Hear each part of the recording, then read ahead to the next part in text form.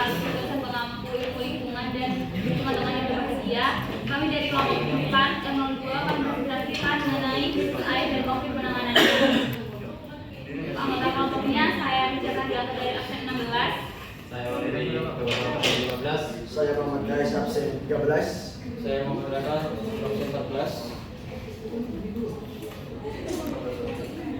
Oke, di slide pertama yaitu ada manfaat sumber daya air sendiri, yaitu yang pertama untuk sumber bahan pangan, di mana air menjadi sumber utama bagi kehidupan tanaman dan hewan, serta digunakan dalam pertanian untuk mengairi lahan dan menghasilkan pangan seperti sayuran, buah, dan ikan.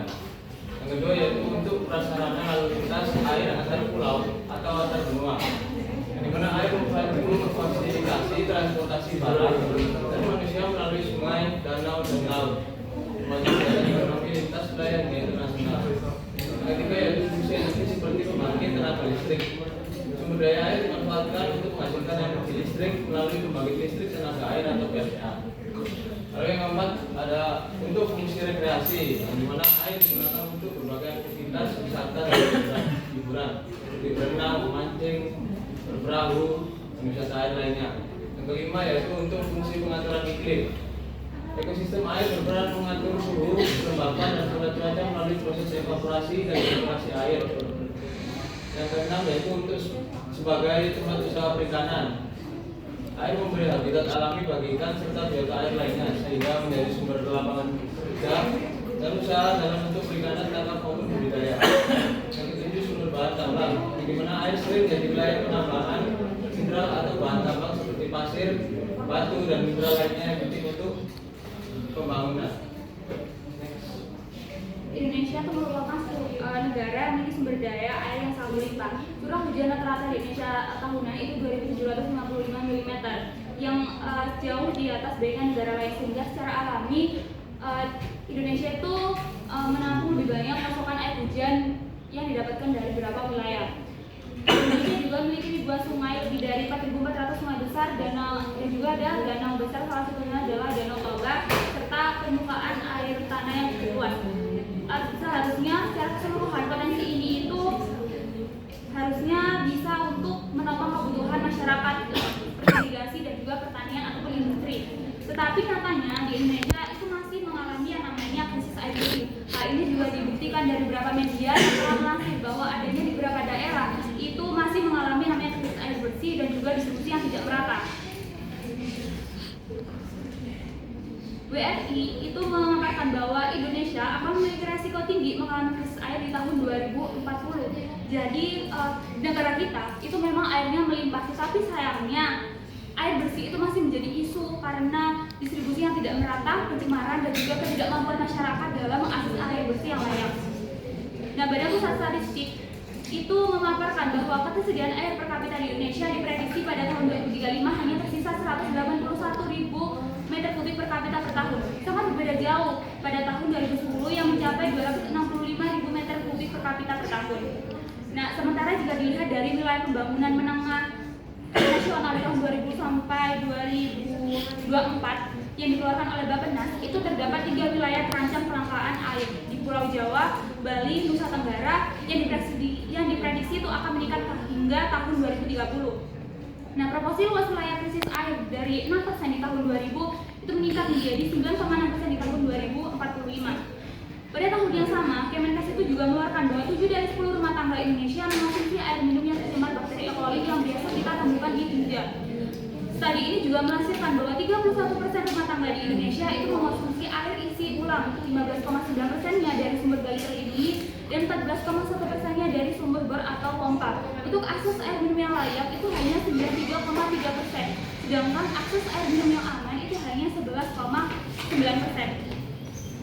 Jadi selain beberapa daerah yang memang cukup mahal untuk menjangkau sumber air bersih, terdapat juga air itu yang tidak semua dapat digolongkan atau tidak semua dapat diidentifikasikan sebagai air bersih. Lalu air bersih itu dapat kita sebut sebagai air bersih ketika terdapat indikator fisik seperti air itu harus jernih, tidak berwarna, tidak berasa, dan juga tidak berbau.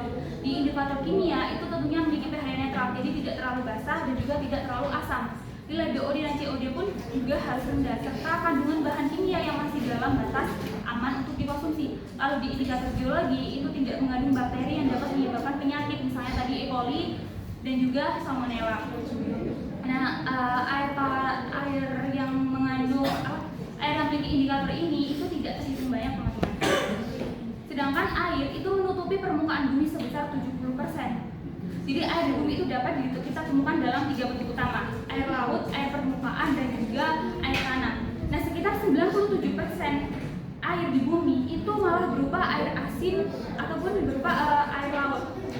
Yang tentunya ini tidak bisa untuk kita langsung manfaatkan atau tidak bisa kita konsumsi tanpa melalui proses desalinasi. Sedangkan sisanya yaitu 3% itu baru berupa air tawar. Itu pun dibagi menjadi 68% dari air tawar ini air beku atau air es, air tanah yang 30% dari air tawar atau air tanah, dan sisanya itu baru air permukaan. Di air beku ini itu terperangkap sebagai es di kutub yang bisa kita lihat juga, pasti itu juga bentukannya yang padat dan wilayah cukup jauh untuk bisa kita manfaatkan secara langsung. Jikalaupun itu mencair, itu pun karena perubahan iklim, dan itu juga pastinya akan mengalir ke laut dan malah menambah volume air laut. Lalu di air tanah yang 30% ini, air tanah itu lebih banyak yang ada di bawah, yang maksudnya cukup dalam, sehingga itu memang sulit untuk dijangkau dan dimanfaatkan. Lalu untuk diekstraksi itu pun juga memerlukan biaya yang mahal. Nah, ekstraksi air tanah pun itu juga menyebabkan ambesan tanah, lalu juga instruksi air laut di wilayah pesisir, serta penurunan muka air tanah. Nah, untuk di air permukaan ini yang biasanya kita manfaatkan, sungai, danau, dan waduk itu termasuk di air permukaan. Tetapi volumenya itu malah kurang, jadi kurang dari 1% dari air tawar. Kebanyakan air di bumi itu tidak dapat langsung dipakai manusia, sedangkan pasokan air tawar yang diakses itu tidak merata. Jadi bisa diingatkan bahwa secara kuantitas air itu memang banyak, tetapi cadangan air tawar bersih yang siap dipakai itu sangat kecil. Yang kita tahu juga bahwa air permukaan yang kita manfaatkan seperti sungai, danau, dan waduk itu sangat berpotensi untuk menimbulkan itu sangat rentan terhadap polusi dan juga pencemaran. Studi oleh WWF tahun 2019 itu juga mengindikasikan bahwa 82% dari 550 sungai itu kondisinya tercemar dan juga mengalami kondisi yang kritis. Selanjutnya ada isu yang kita ambil dari internet, yaitu suara.com, di mana terjadinya abrasi di pantai utara Jawa, Kabupaten Tangerang. Abrasi di pantai Kabupaten Tangerang ini terjadi akibat kombinasi faktor alam dan aktivitas manusia. Salah satunya penyebab utama adalah hilangnya hutan mangrove yang sebelumnya berfungsi sebagai penahan gelombang laut dan arus pasang. Selain itu, eksploitasi pasir pantai untuk pembangunan mengurangi suplai sedimen alami sehingga pantai sulit membangun kembali daratan yang terkikis. Lalu yang selanjutnya ada dampak dari abrasi, yaitu kehilangan daratan seperti rumah, jalan, tambak, dan lahan produksi. Yang kedua yaitu gangguan ekonomi, selain dan petani tambak kehilangan mata pencariannya. Yang ketiga, kerusakan ekosistem pesisir, habitat biota laut hilang seperti ikan, ikan, dan lain-lain. Yang keempat, meningkatnya risiko intrusi air laut meresap ke tanah sehingga sumber warga menjadi asing. Lalu ada solusi dari abrasi sendiri, yaitu rehabilitasi mangrove, penanaman kembali mangrove di zona pesisir kritis. Yang kedua, pembangunan struktur penahan abrasi, pemecah gelombang atau breakwater, sabuk pantai, dan lain sebagainya. Yang ketiga, edukasi dan partisipasi masyarakat, kampanye pentingnya menjaga mangrove dan ekosistem pesisir. Lalu ada isu yang kedua, yaitu terjadinya intrusi air laut ancam area pertanian di Cirebon. Intrusi air laut di lahan pertanian Cirebon terjadi akibat kombinasi faktor manusia dan alam. Pengambilan air tanah secara berlebihan melalui sumur bor menurunkan muka air tanah, sehingga air laut mudah masuk ke dalam lapisan tanah dan meningkatkan salinitas. Selain itu, kenaikan permukaan laut akibat perubahan iklim membuat air laut lebih mudah meresap ke daratan pesisir yang datar. Lalu ada dampak dari intrusi. Yang pertama, kerusakan lahan pertanian. Salinitas air tanah meningkat sehingga tanah menjadi payah. Tanaman seperti padi sayuran dan tanaman hortikultura itu sudah tumbuh. Yang kedua, peningkatan biaya pertanian. Yang ketiga, gangguan ketahanan pangan lokal. Yang keempat, ancaman terhadap ekosistem pesisir seperti mangrove, biota laut. Lalu ada solusi intrusi itu sendiri, yaitu yang pertama, pengelolaan air tanah berkelanjutan. Batasi pengambilan air tanah, sumber bor agar muka air tanah tidak turun drastis. Yang kedua, pembangunan struktur fisik penahan institusi, penanaman vegetasi pesisir seperti mangrove, tanaman penahan gelombang untuk memperkuat perlindungan alam. Yang ketiga, peraturan dan kebijakan pemerintah, membuat regulasi pengambilan air tanah yang ketat. Yang selanjutnya itu ada krisis air, di mana krisis air itu terbagi dua, krisis air fisik dan krisis air ekonomi. Kelangkaan fisik adalah kondisi di mana pasokan air secara alami tidak mencukupi untuk memenuhi permintaan populasi, ekosistem, dan kebutuhan ekonomi di suatu wilayah. Penyebabnya itu karena curah hujan yang rendah, di mana daerah dengan curah hujan yang sedikit secara alami memiliki ketersediaan air yang terbatas. Yang kedua itu perubahan iklim. Perubahan iklim dapat menyebabkan pola cuaca yang tidak menentu, termasuk kekeringan yang lebih sering dan berkepanjangan.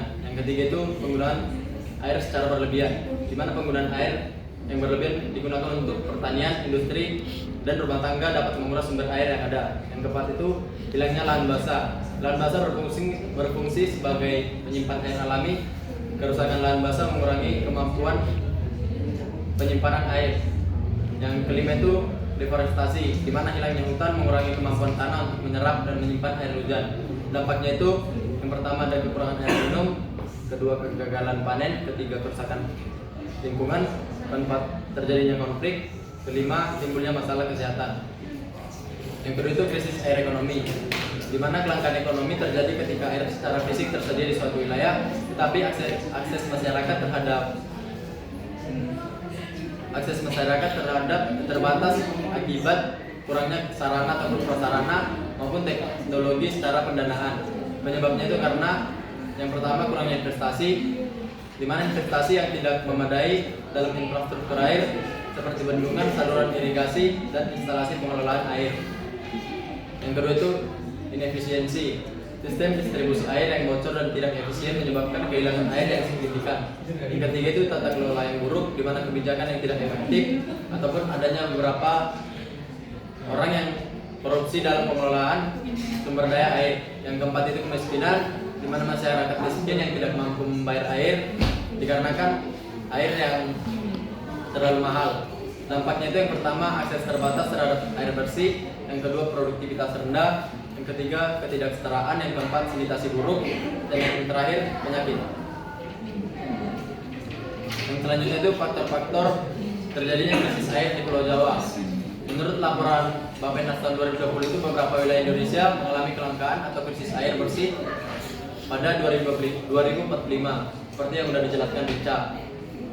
Faktornya ini salah satunya itu penyempitan daerah aliran sungai, yang dimana adanya beberapa masyarakat ataupun beberapa oknum yang membangun, contohnya membangun rumah di yang harusnya itu daerah aliran sungai, yang sehingga mengurangi daerah aliran sungai sehingga daerah aliran sungai itu menjadi sempit.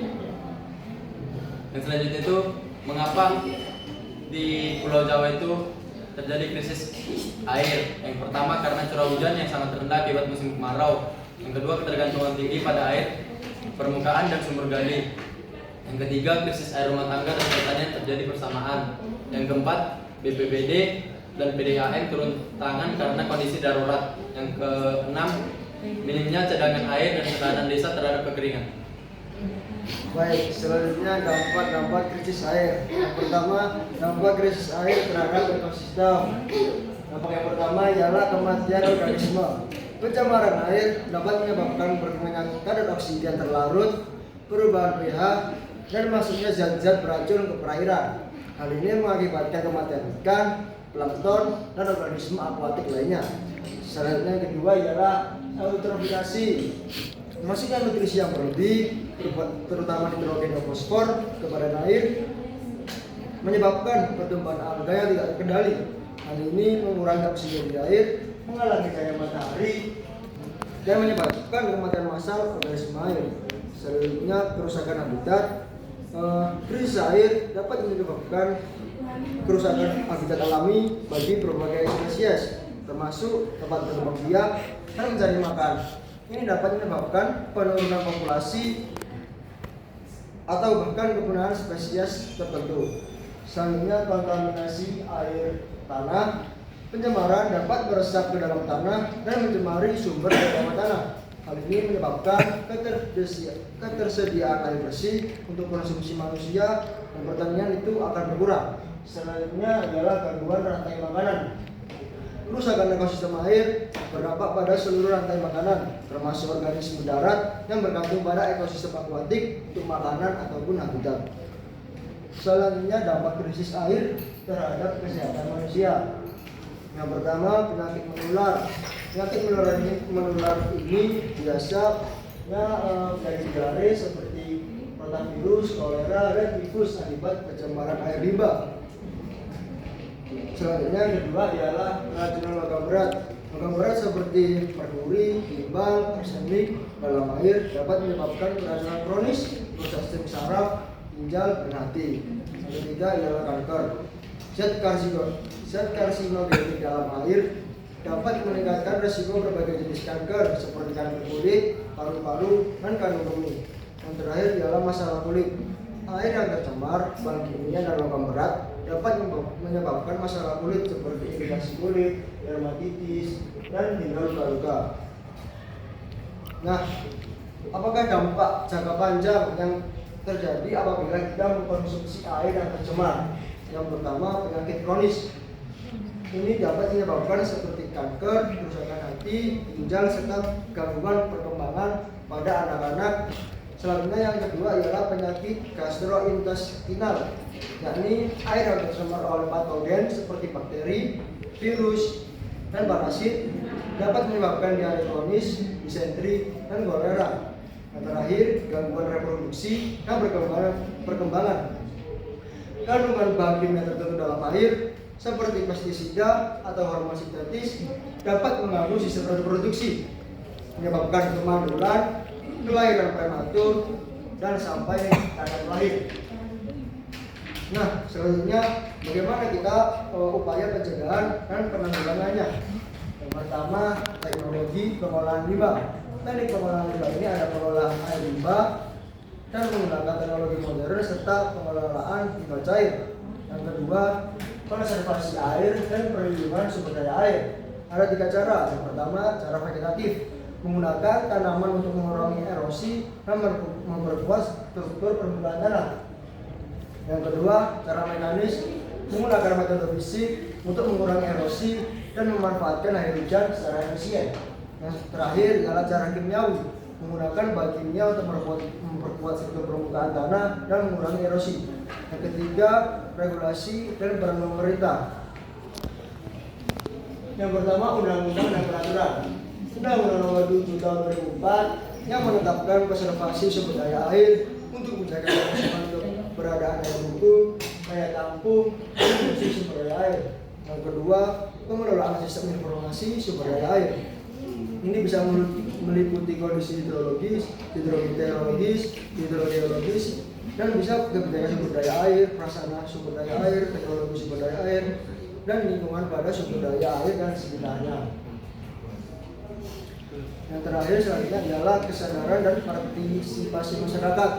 Yang pertama, masyarakat bisa menggunakan air yang bijaksana, lalu membuat sumur resapan di mana sumur ini untuk mengumpulkan air hujan dan mengurangi erosi. Yang terakhir, partisipasi dalam program konservasi, di mana masyarakat ikut andil dalam kegiatan pembersihan sungai dan penghijauan daerah sekitar sumber daya air.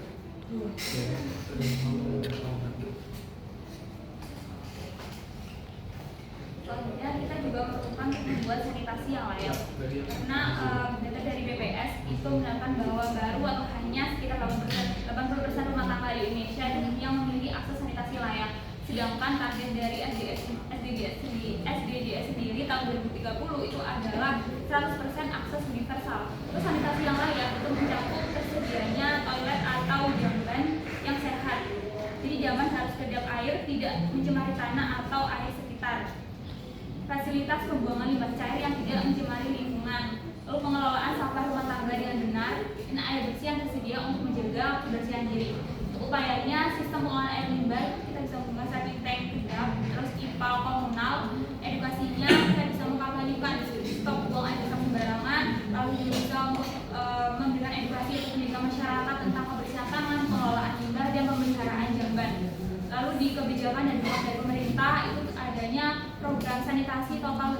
langkah dari Kemenkes Republik Indonesia. Lalu untuk teksnya itu terdapat konflik air di Pulau Wawoni yang terletak di Sulawesi Utara itu karena operasional tambang nikel yang dilakukan oleh PT GKP yang beroperasi usahanya itu menggali di sumber mata air atau di hulu yang menyebabkan sumber-sumber air bersih seperti bak penampung air bersih ini tuh tercemar. Kita bisa lihat juga itu berubah warna menjadi coklat, lumpur dan jadi keruh. Yang sudah pasti yang seperti ini itu tidak dapat lagi kita manfaatkan untuk kebutuhan sehari-hari. Dan tentunya konflik air ini juga menimbulkan dampak, terutama dampak bagi masyarakat lokal yang berada di sana. Mereka terdampak dan memiliki dampak kesehatan dan juga dampak dari kebutuhan kita sehari-hari. Karena mereka kesulitan membuang air tanpa air bersih, lalu juga kebutuhan yang lainnya serta menjabat kesehatan itu terutama pada bagian lansia terdapat akhirnya dibekak karena memikul air jarak jauh. Nah itu juga mereka terpaksa membeli air galon atau tangki sendiri. Nah dari kasus ini itu merupakan bukti nyata bahwa kekayaan sumber daya air itu bisa saja rusak karena aktivitas manusia yang tentunya tidak memperhitungkan dampak dari lingkungan. Selanjutnya adalah cara pengelolaan air secara berkelanjutan, yaitu yang pertama konservasi sumber daya air, penggunaan air secara efisien seperti sistem irigasi, tetes di pertanian, dan peralatan hemat air di rumah tangga dapat mengurangi tekanan terhadap sumber air. Yang kedua, perlindungan daerah resapan air, melindungi daerah aliran sungai atau DAS, hutan lindung dan kawasan resapan membantu menjaga siklus hidrologi dan mengisi kembali cadangan air tanah. Yang ketiga, pengelolaan limbah dan pencemaran air, mengolah limbah domestik, pertanian, dan industri sebelum dibuang ke badan air untuk mencegah pencemaran dan eutrofikasi.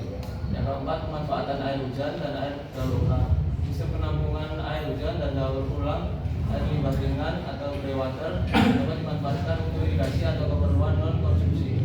Yang kelima, edukasi dan partisipasi masyarakat, sosialisasi, pelatihan, dan program berbasis komunitas dapat meningkatkan kesadaran warga dalam menjaga kelestarian air. Dan dapat kami sampaikan jika ada yang didiskusikan, silakan.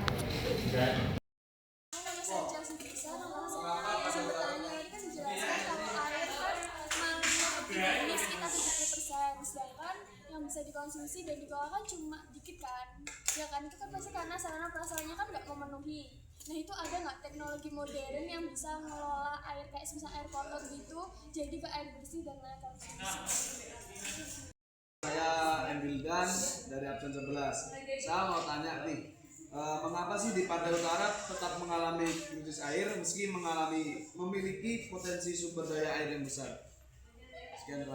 Aku perkenalkan, aku Radita, nomor absen 5, izin bertanya. Kalau misalkan seperti yang kita tahu bahwa di daerah timur itu sering mengalami kekeringan dan juga kalau bisa mengambil air itu harus dengan jarak jauh dulu untuk mendapatkan pasokan air bersih. Nah, pertanyaanku, adakah solusi atau teknologi yang bisa diterapkan untuk mengatasi hal tersebut? Nah, kalau misalkan ada dan dipaksakan, itu adakah kendala atau efek yang mungkin terjadi? Pertanyaannya, apakah ada teknologi yang bisa meningkatkan konsumsi air, di mana air di Indonesia itu banyak tercemar? Jawabannya ada inovasi teknologi bernama nanofiltrasi atau nanofiltration. Teknologi nanofiltrasi ini menggunakan membran berpori-pori kecil 1 sampai 10 nanometer sehingga bisa menyaring